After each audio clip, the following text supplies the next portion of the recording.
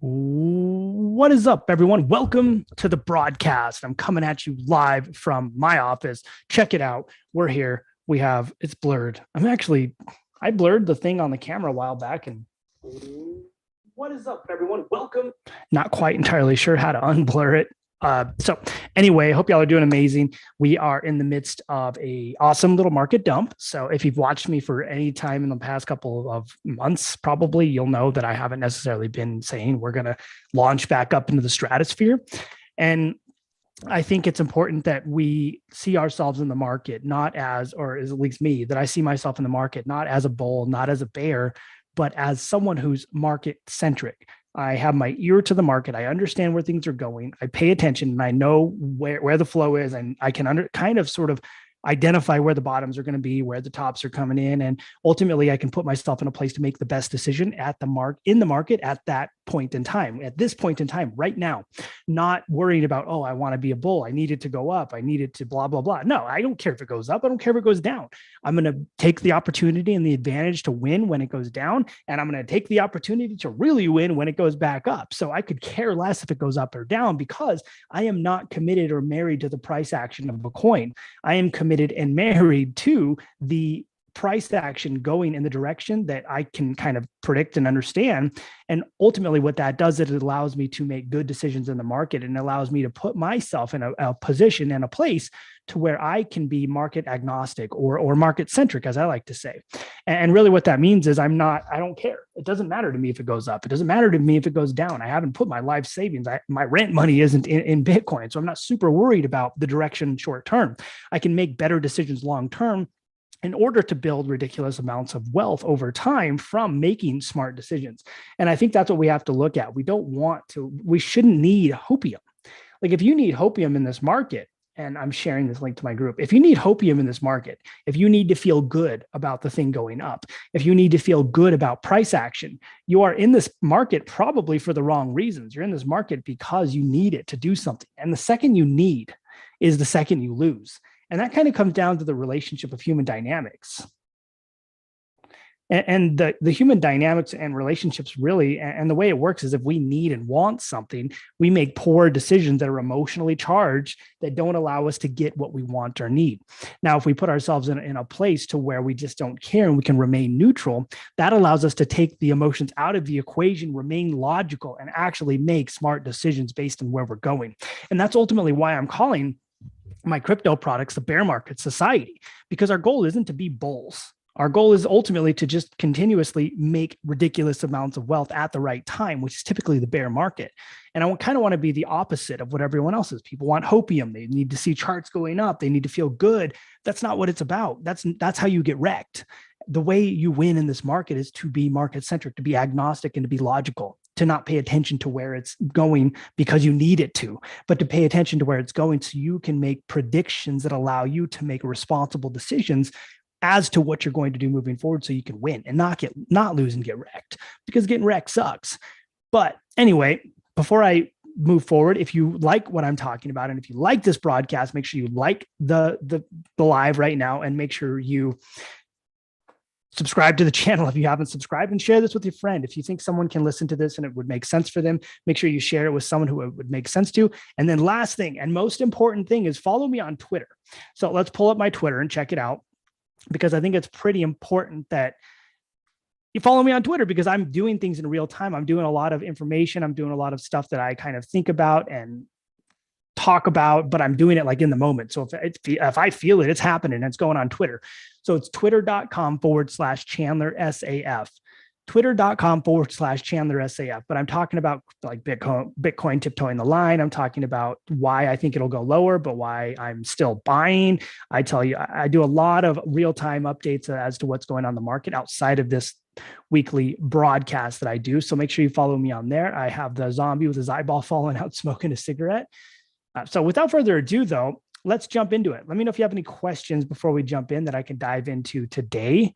Outside of that, though, make sure if you haven't liked the broadcast, if you're watching, just let me know. Give me a live in the replay, or if you're watching in the replay, just give me a replay down below. So anyway, let's dive into Coin Market Cap just to get a feel for the market right now. So kind of where the market's at right now, we're in the middle of getting dumped on. We had a pretty good little bullish rally and everybody was ready to watch Bitcoin go to like 1,100% rise into the stratosphere. Bitcoin was literally going to Pluto in terms of how crypto Twitter was behaving and how people are kind of panicking that it was going up. But you kind of have to be able to zoom out and recognize that it might not actually be the situation that people think it is. It's not just going to go up forever. It's going to go back down. And that's why we have to be able to zoom out. When we look at where everything's out, the one thing that's actually held really well is Matic. It's still up the last 7 days. And it really didn't, it went like from 58 cents to 56 cents, which is frustrating because Matic is a coin that I would like to accumulate, but I wanted to see it go down a little bit, which of course it will with Bitcoin. But I was actually impressed with how well with how well it's held. Everything else is red. We've got Matic and like Uni holding strong, and Monero, Internet Computer of all things. I remember when that was like $300, but Matic and a lot of ETH DeFi. Aave just released a stable, or they're going to release an over collateralized stable coin that will compete with DAI. So that's interesting. That's why Aave came up so much. I think that'll be a pretty good maker for Aave. Outside of that, not a ton of news on the market. Let's go and look at the charts. First, let's take a little bit of look at DeFi. DeFi's down a little bit, so you can't go in there and like YOLO your life savings into DeFi and make millions of percentages in APY right now. But you can take what you're using and put it into things like Lido for liquid staking. Basically, it takes it and puts it on validators for you. So you're essentially, it's like you're doing it, but you don't have to actually put your coins away. So example, you can like stake ETH and you can get, they're basically putting it in ETH too, but you get their form of ETH, which you can swap. So you're not necessarily tied into the long term, who knows when you're going to get your coin back, because who knows when ETH2 is going to launch kind of atmosphere. So stuff to pay attention to. But outside of that, I wouldn't say there's really a lot going on in DeFi right now. Your yields and stuff are okay. I mean, optimism is decent on for like Ethereum right now. There's a couple decent things, but it's nothing amazing. I mean, stable coins, you're looking at anywhere from like 2 to 15% based on where you're looking. And right now really isn't the time to YOLO into crazy stuff in DeFi. So just kind of pay attention to it. If one recommendation with all the lenders going insolvent and falling apart is at least store your coins where they go, like put them in the blockchain. So that way you're not like worried about them and you don't think you're not going to get wrecked. But anyway, without further ado, let's dive into price action. So something I was paying attention to on good old Biddy. Biddy is the godfather of coins. Biddy is the king of the world. If Biddy goes up, everything goes up. If Biddy goes down, everything goes down. Biddy is here and it's clear. So anyway, let's look at Bitcoin. So we're riding that line. So I made this little retracement schedule and we peaked out up here right at the 200-week moving average, which was actually kind of cool. We watched it peak all the way up, hit that, have a hard rejection. And when you have a rejection this hard off of a very strong resistance line, it's going to go way back down because it needs to retrace to sort of recharge. Typically, when it gets rejected that hard, it will typically go down and retest lower lows. The other option is it could bounce and then reject again and then really go down. So another option or idea, this could be the catalyst. I mean, right now, what I'm looking at is this yellow line is the sort of one of the retracement lines right at 20,038. So we're probably, the daily closes in 15 minutes. We're probably going to close the daily below that. If we don't, and we hint right above it, we could bounce and come back up and test the next line, which sits at 20,600. If we don't, and we get stuck down here, then it's going to test the line. It's going to come back down. It's going to test the line, come back down, and ultimately probably fall through. So if it does test this line at 20,042, it's likely going to come back down and touch this trend line somewhere like 19.7. And I would imagine we might get a little bit of behavior where it comes up and tests and comes down, but a break down from this puts us down back at the 19,400 level, which we've tested a bunch of times in the past. We got a huge wick off of it right there. So that kind of puts us there. If we break that, it puts us back down in like the danger zone. So that's kind of where I think we're at, where I think we're headed with this coin. What I anticipate happening is we're going to dump until the end of this daily close. Then the longs are going to come in on the new daily candle and try to light it up. And we're going to see if we can get either a nice little short squeeze, or we're going to see if shorts just continue to take advantage and dump the coin. I do think right now we are sitting below this resistance line, which is not good.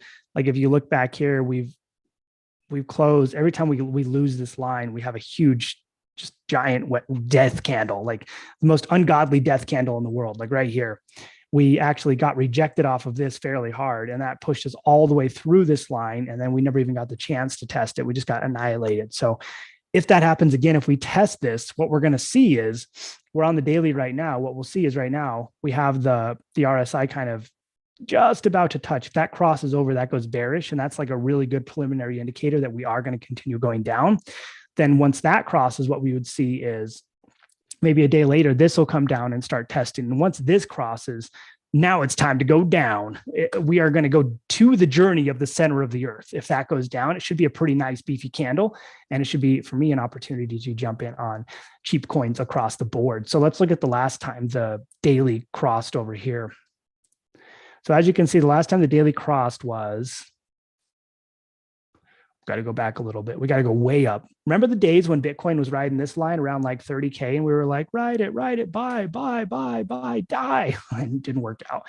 So anyway, when we were right here, it sort of like played with it for it was like, for the love of God, just die or go up. We can't just ride this line forever. But what happened was right here, it crossed. So it crossed down here, was a preliminary indicator. And then the next indicator was a couple of death candles. And then ultimately the big death candle right here is where this one crossed. So it's like early indicator, later indicator. And then we plummeted. So last time that happened, we had a really good dump. So I'm imagining if that does happen, so there's two scenarios that could actually happen here because we are riding this line fairly strongly.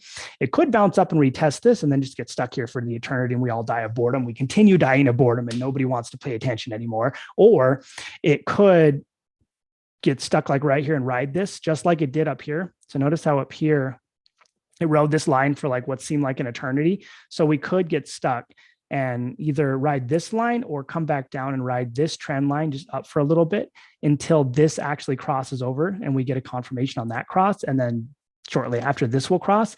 And then I would imagine that puts us in a zone to dump to somewhere around like 16,172, which would be a beautiful buy zone for a lot of coins. So that's kind of the scenario. I think now if we do hold above this, we're probably going to retest it. And then we'll likely come back up and test the top. If that's a rejection, we come to the trend line. If we lose that trend line, we probably go back down and fulfill this scenario. So right now it's kind of the moment of truth. Are we going to cross here and is it going to complete? And then will this cross? If both of these cross, it's pretty good points of confluence for me that we are going down to the journey of the center of the earth. We tried to make it past this 50. If we would have cleared this 50, that would have been a really good indicator of a change in direction of the trend, and maybe a little bit of a longer time frame, but we hit it. We went sideways and then we came back down. So it acted as like a sort of top. So that's kind of where we're at in that. Looking at the 4 hour, it does look like we had a nice top on this RSI as well. So you can kind of see it right here. The 4 hour had that little top and then another top, and then it came back down and got crushed. And now we're sitting here. So that was what it looked like over there. And even in the 4 hour, when you look at the crosses down here, we had a cross right here where it crossed over, which was this red candle. And then it ultimately crossed here, right there, which was this candle, which resulted in us dumping pretty hard. So these are really good indicators to pay attention to. I think when people say that things are bought and oversold, it's a meme. Things can stay bought and oversold for an eternity, which usually means we're down here or up here. So I don't really go across those. And I don't really make decisions until I see a good confirmation. And I want to see confirmations, multiple confirmations. So confirmation 1, confirmation 2, death candles, good confirmations. Then we can make strong decisions based off that. So as we can see, it's not really holding this very well. We have 10 more minutes of the daily candle. We'll see if we cut that. What probably will happen when we shift into the next day is longs are going to come in and try to challenge this line. And we're going to see if they can hold. If they can't, we go straight down to Chinatown. We go down right here, and then ride this line for what will feel like an eternity. We'll all die of boredom. And then all of a sudden we'll just dump and cross. So, and I think someone was saying, I saw the Pi cycle bottom indicator indicated like a bottom somewhere around like July 13th, which would coincide right now if we do come down. And so what would happen in that scenario? Oh no, I double clicked. Now we lost everything. So what would happen in that scenario if we do bottom out? Uh-oh, look at me. Now I'm a disaster. I'm on live and I'm a disaster, just a complete shit show. what is happening. Okay, so if we do go down, we'll probably, I mean, this would probably move us into accumulation. We are kind of in accumulation zone right now, but we would come down and we would clear this, go into this danger zone. We would come down to that, probably that 16,000 zone, like the 17.5 is going to be a good first indicator. And then it'll just, oh no, I moved that to 14. Let's go back up, 16.1. There we go, somewhere in that area. But anyway, it would probably be like bloop, bloop, dead. And then it would come back up and we would just blah like this for like an eternity. And then we would come back up, test that again, probably the entire summer, maybe. Let's look at the weekly. That moves us into, so we come down, we touch, and then we're like, nope, yep, nope. Okay, we made it. Okay, we're bullish again. Everyone's excited. Nope. Okay. And then we come up here. So, I mean, look at that. That's like February 2023 before we even start getting like near that, like November before we start getting near that 200-week moving average. That's a good indicator for something. We need to clear that in order to maintain some sort of momentum moving up. Like previously, I've been saying that in order for an uptrend to happen, we need to get past above this 200-week moving average. And we need our good old friend, the bull market support band. And we need to clear that. So what will likely happen is this bull market support band is going to end up down here. We're going to clear that. And then we'll finally clear that and somewhere way over here and continue our uptrend momentum. So it's not necessarily like we're in a time crunch for this to happen. There are going to be good generational buying opportunities. And like I've said, this is a good generational buying opportunity in and of itself, because if Bitcoin goes from 20K to 13K, what is that? Like off the top of my head, a 35% decrease. Okay, that's 35% decrease if you bought at 20K. But then what happens if it goes from 13 and the next cycle, it ends up being like 100. It ends up being 150. What is that? Like a 600% increase minus your 35%. Like the odds are in your favor right now of making a logical decision to be able to get into this thing and not worry about buying the wrong dip, not worrying about getting in at the perfect time. Because we are in my opinion, unless the world like goes to shit and everything like falls apart and we all just, a comet hits us or the sun explodes, we're probably going to be in a good accumulation zone between 20 and 13 for a little bit of time, like months. So it's not like we're in a quick position where we need to make a decision right now. We're going to have a lot of time to play around in this area as it kind of accumulates. In accumulation zone, there's the bottom, which is the bottom, and then there's the accumulation bottom where it goes down and then it just goes like this. And that's where we all die of boredom and nobody wants to pay attention. And like crypto Twitter goes away. Nobody cares about coins anymore. And then eventually it comes back. And that could be during the next halving cycle. So something to pay attention to and something to think about. Let me check if there's any questions before I move forward. Cool. So no questions. If you are watching this, drop those questions down below. If this is valuable, drop a valuable down below. Let me know that you're liking this. Let me know that this makes sense. And let me know if you have anything you'd like me to add. I did think that this article from Glassnode was pretty interesting. So it's like the expulsion of Bitcoin tourists, basically saying that the retail investors are gone. They're not paying attention anymore. They could care less about Bitcoin right now. All they know is Bitcoin down, Bitcoin bad. When Bitcoin down, don't buy. Only buy Bitcoin when it's up. Only buy Bitcoin when it's at the top, and make sure that's when you FOMO in. So Bitcoin tourists and retail investors are basically, they're gone. They're not paying attention. So we are getting into a place to where we have seen historical bottoms and we have seen activities that could show that we are moving into historically strong accumulation zones and zones to where we do bull market, where we don't have a lot of activities. So we have like bull market activity, peak activity on the network, bear market territory, little bit denied, bear market territory, bull market activity, bear market territory. So we're way down there in bear market territory, and it's a lot deeper than it's actually been in the past. So, and when we look at here, it's like the growth, we see the first peak, and then the growth starts fading, declines into our little mini bear market. We try to go back up, fail, and then Luna's capitulation and 3AC goes nuts and crypto dies again. So basically what we're seeing now is the only people left are like people hodling and people accumulating right now. Smart money is coming into the market and accumulating. Money that isn't very smart, or you could call them dumb money, is not paying attention right now. They don't pay attention until the thing's way up there, and then they start getting into it. They like to FOMO in at the top and they like to sell at the bottom. So I think we have to pay attention and recognize that even if it's not like the lowest of the low, we are in a pretty good buying opportunity. And this isn't financial advice or anything, but I do think we are in a position to where it's a good zone. This is where smart money begins accumulating. And will it go lower? Like I've said, probably, but that doesn't mean that we have to wait for that bottom. We have to wait and FOMO our entire life savings in at that point in time, that moment. We can have an opportunity to jump in, and we don't have to worry about buying the right dip, because if you worry about buying the right dip, you're always going to miss out. You're probably going to miss out, and you're going to feel worse about it. And then you had that opportunity, but you didn't take it. So now you have the sort of regret that you didn't do it. And now you hate yourself. And then you end up living a life of crime. And next thing you know, you're on the street. Oh my gosh, my little girl's here. Can you say hi? Hi. What are you doing?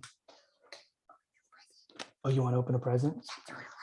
I'd love to watch you. Okay, well, I'm cutting out. We're going to open a present. I will talk to y'all later. If you found this valuable, drop a valuable down below. And if you have any questions, drop those in the comments and I will get to them later. See ya.